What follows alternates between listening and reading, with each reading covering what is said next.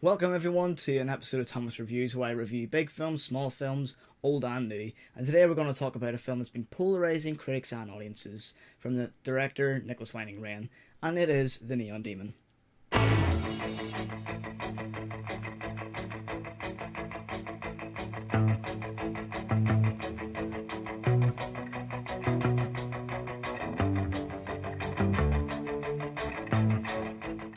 16-year-old Jessie moves to Los Angeles in the hopes of furthering her modelling career, her absolute desire and dream. It is here her youth and innocence are soon faded away and changed when she realises just how competitive and evil the industry can be. Trying to describe this film to anyone that hasn't seen it is very difficult without giving any initial spoilers, so I will do my best not to do that here. Nicholas Winding Refn, who directed Only God Forgives and Drive and Valhalla Rising, is a very, very stylish director.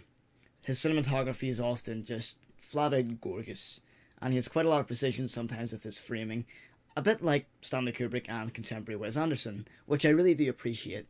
However, a common phrase that we see used today is style over substance, and I can't help but feel that that is a good description of this film, because it is very, very, very stylish. I'm going to say it's pretty unique in some way, but honestly, style over substance couldn't be a truer phrase for this film. Now, it's been over 2 weeks from I saw this film, and I deliberately gave myself some time to really process this film and wrote this review out about a week ago, or 5 days ago, I can't even remember, because it was just a very strange film to be left with. In fact, whenever I was sitting in the cinema afterwards, I couldn't really say to my friends exactly what it was that I hated about it or really liked about it, because it just it puts you in a very mesmerizing, hypnotic kind of mood. You can't really understand what exactly I have just seen. I couldn't understand what I had just seen, so I had to just sit and think about it for a second. Among my friends, I could feel the same mixed reception and confusion. Now, the film is full of symbolism and has a lot of great ideas that it's trying to say about its subject, and I'll get into that more later, but I just feel like it could have been communicated a lot better. I feel that the film deliberately tries to be vague, and it enters that territory of pretentiousness that film critics like to throw around like the plague.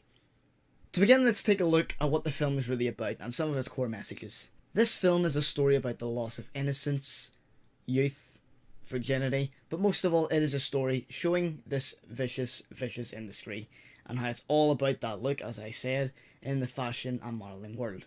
It was interesting that in Empire Magazine's review of the film that they said it's more of a deconstruction of this industry rather than a criticism of it.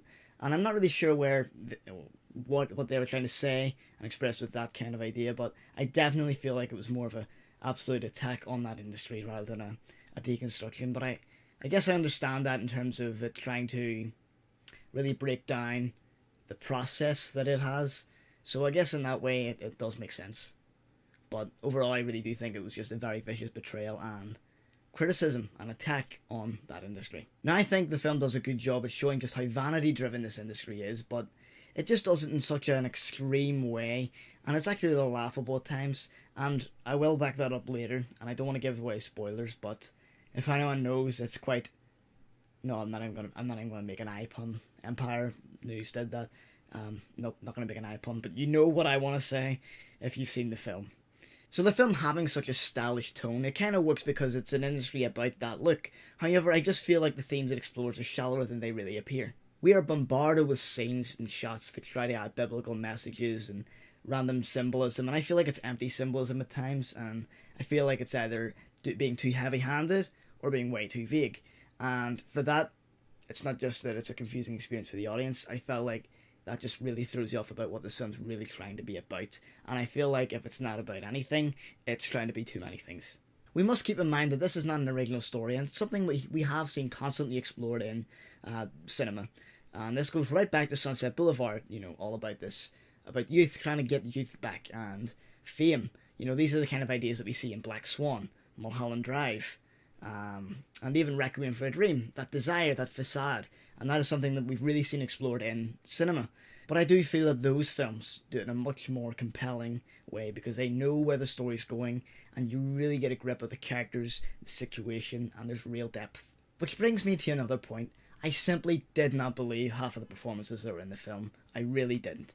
Ellie Fanning does a good job. She plays the protagonist, Jessie. She does a good job at portraying some of that really you know, she's kind of like a blank slate at times, and I feel like it's very subtle at times, and her progression, her her transformation, her real character development. Yeah, there is a character development to this, I have to say. I think she does a good job, but for the most part, it's very blank, and it's very uninteresting to watch. And I feel like Ren really just did that so we can all kind of project into that to try and make it very subjective. As for what you could say are the antagonists of the story, the other models, I did not believe their performances for a second. It was not very good acting. It was very, very stagnant. And the film has a very stagnant style with its actual, excuse me, in terms of its actual staging.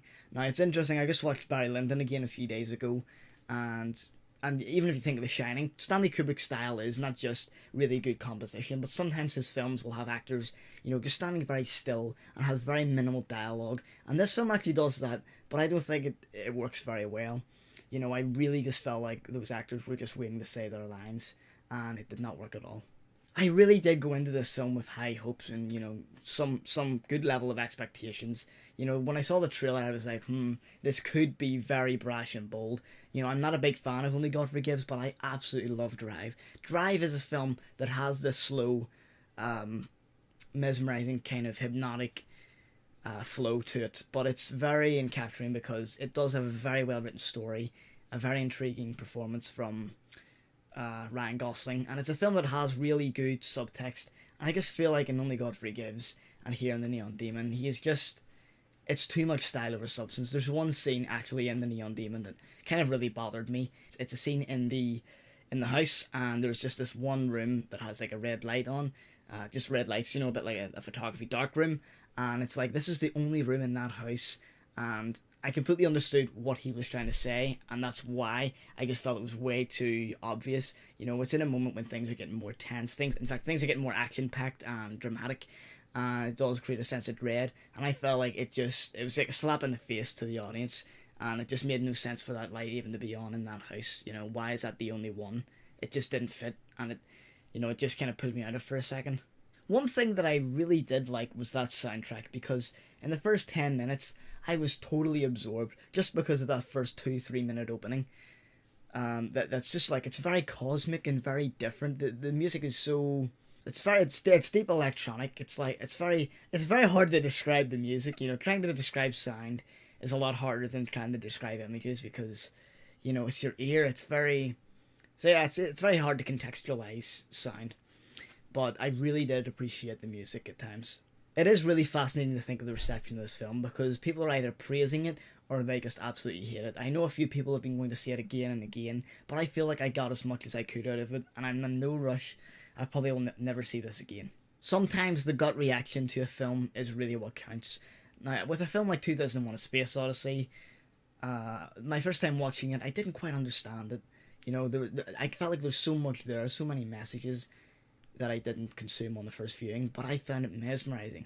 And, that's a film that has a lot of subtext and whatnot. Now, I know there's going to be people out there that argue with me that The Neon Demon is full of great allegory and symbols, and I know there are some interesting biblical messages and shit like that he throws in there, but I just feel like it was empty, and it was way too stylish.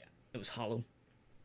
Overall, I do think The Neon Demon had some interesting ideas it wanted to express, but I feel like it did it in such a way that was, it was just trying to beg for attention. I felt like it was deliberately trying to be stylish and quite different, and it does have quite a unique look compared to any other film that's come out in the past few years. Now, I really am hoping his next film is a bit better, because he is a good filmmaker. When you look at Drive, it's very obvious. He is a really interesting filmmaker, and I hope his work ends up becoming much better, and I look forward to seeing more films from him, even though this one was kind of a disappointment. So that's it, everybody. Overall, I just didn't really enjoy it that much. A 4 out of 10 for me. And I know this is going to be one a lot of people are probably going to see flaws in my argument. Because, a lot of people love this film. So, what did you think? Did you hate it or did you love it? Let me know below. Be sure to subscribe and follow all the other videos. And stay tuned for a little bit of an update. And be sure to check out the documentary if you haven't already. For now, everyone, that is all. Thanks for watching.